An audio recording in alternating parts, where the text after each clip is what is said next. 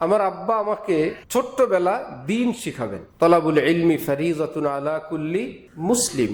যে মুসলিম হিসাবে বেঁচে থাকতে চায় তার জন্য ইসলাম কি সেটা তো জানতে হবে। একটা এয়ারপোর্টে পৃথিবীর বহু দেশে মানুষ যাবে, আমি কোন দেশে যাব এটা তো আমাকে জানতে হবে। কিছুক্ষণ পর পর তো এয়ারলাইন্সের এলান হবে, আমি কোন দেশের যাত্রী এটা তো আমাকে কনফার্ম হতে হবে। এটা আমার টিকিট, এখানে স্ক্রিনে আমার এয়ারলাইন্সের টাইম দেওয়া আছে, গেট নাম্বার দেওয়া আছে, এইটুকুন তো বুঝ লাগবে।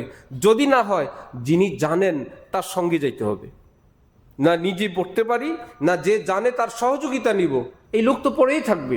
এয়ারপোর্টে পড়ে থাকা যায়, এই পৃথিবীর গতি চন্দ্র সূর্যের গতি যেরকম পড়ে থাকে না, আমি আপনিও পড়ে থাকতে পারবো না, কোনো না কোনো একটা ঘাটিতে যাওয়া লাগবে, ইয়া জান্নাত ইয়া তো জাহান্নাম।